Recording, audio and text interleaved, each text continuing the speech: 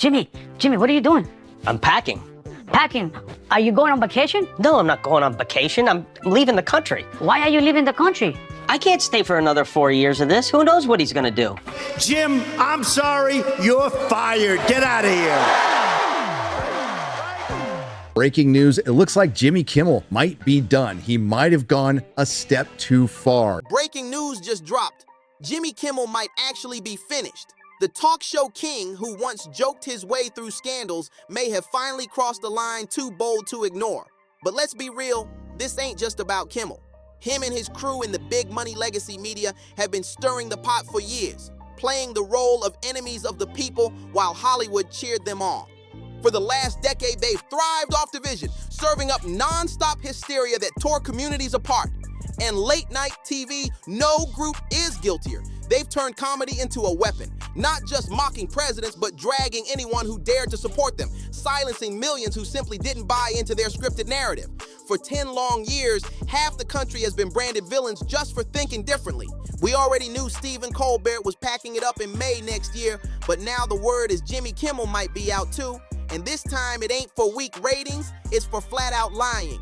And not just the usual slick late night spin he's been pushing for years alongside his crew. No, this one cut deep, a lie so bold that even Disney's own ABC couldn't shield him.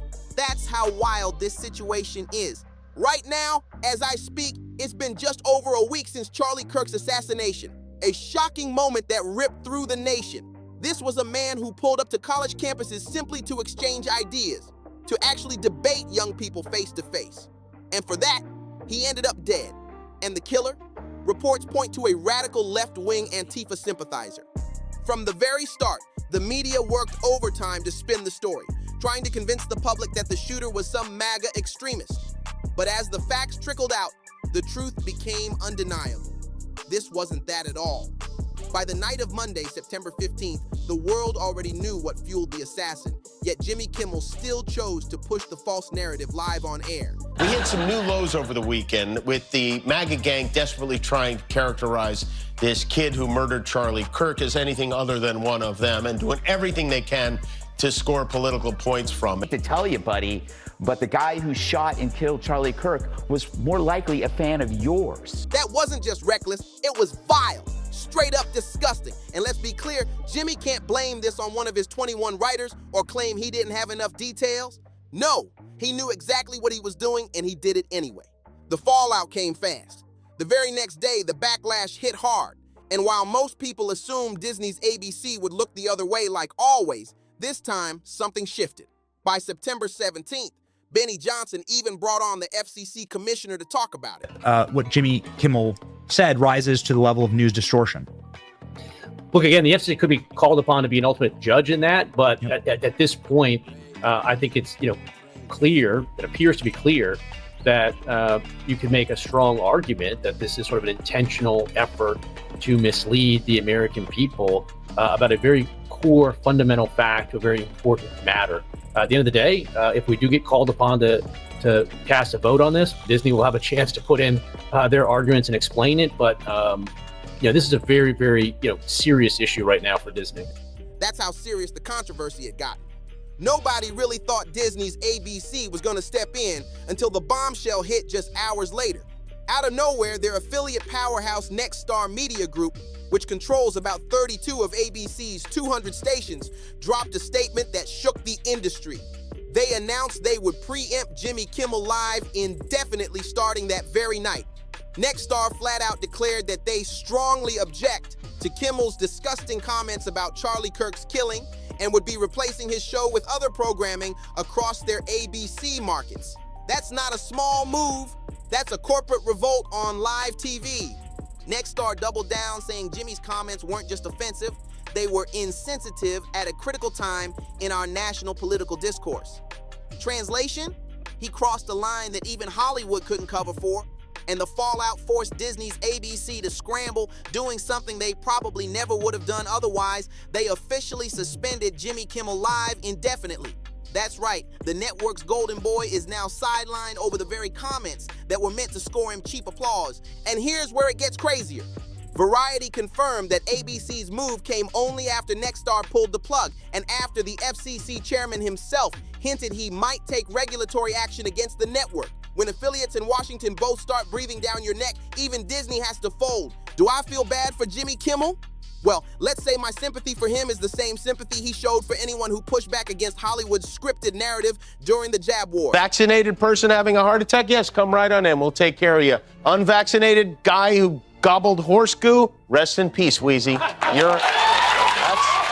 Of course, the free speech debate is about to light up. Do I think Jimmy Kimmel should be fired just for his speech or opinions? No, that's not how it should work. But should he keep his job after shamelessly lying to millions of people? That's a harder question. And honestly, the real reason he deserves to go is simple. He's just plain terrible at his job. When you start using a man's death to score cheap political points, you're not a comedian anymore, you're a propagandist. And I'm not alone in thinking this.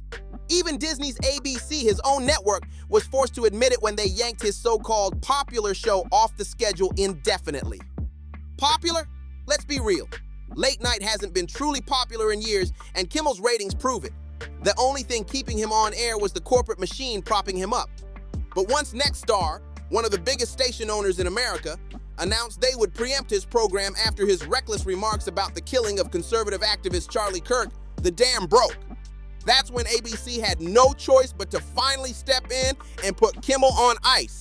At the end of the day, how about we strip all the labels away and just say it plain? Charlie Kirk was a human being. That's it. But the media can't help themselves, and Monday night's monologue proved it. Kimmel stood there sneering, accusing the MAGA gang of trying to score political points off Kirk's murder. And then, in the same breath, he turned around and tried to score points himself. Hypocrisy on full display. What kind of person does that? What kind of scumbag sees a fresh grave and thinks, perfect for my punchline? Even Variety admitted Disney's decision to pull Kimmel could crank America's partisanship into overdrive. To millions, Kirk wasn't just an activist, he was a hero. And when conservatives demanded that critics stop trashing him after his death, the backlash got even louder. But here's the real story. No one in the media wants to touch the way people openly celebrated this man's death online. You can disagree with his politics, you can debate his ideas all day, but where's the nuance in laughing at a killing? Where's the debate in dancing on a grave? There isn't any. It's ugly, it's cruel, and it shows just how far gone the culture has become when death itself is treated like a political punchline. According to The Hollywood Reporter, Jimmy Kimmel was all set to address the backlash on Wednesday night's show.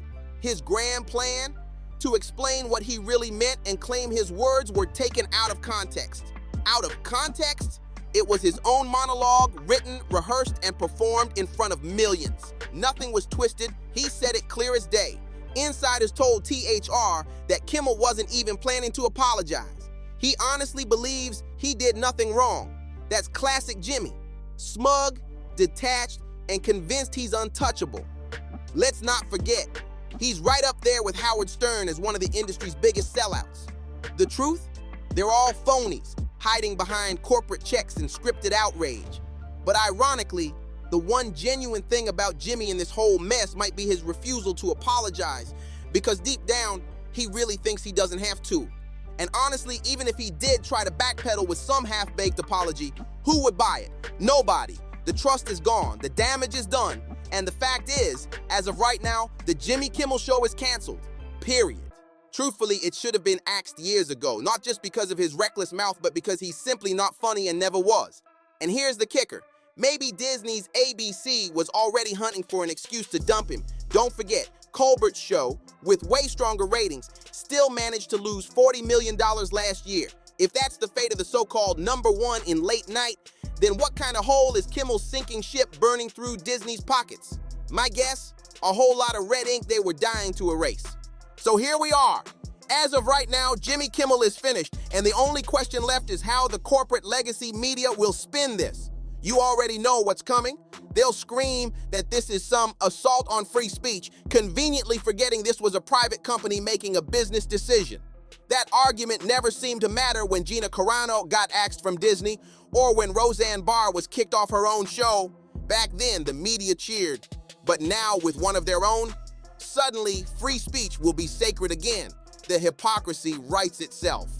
Let's be clear. I don't think Jimmy Kimmel should be canned just for having opinions or even for railing on Trump supporters night after night.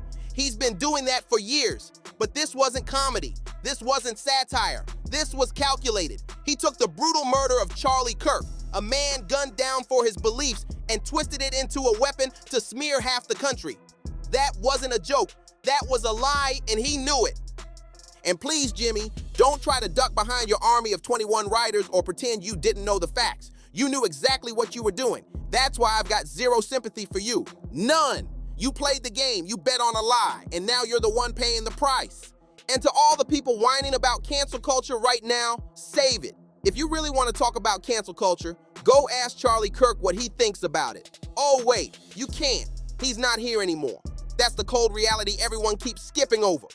So here it is. The curtain has finally dropped on Jimmy Kimmel, and it's not just about him. This is the end of an era where late-night hosts thought they could spit venom, twist tragedies, and laugh at half the country without ever facing consequences.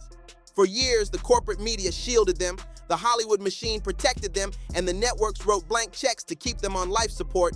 But the truth always finds its way out. Kimmel's downfall is bigger than one man. It's a warning shot across all of Hollywood.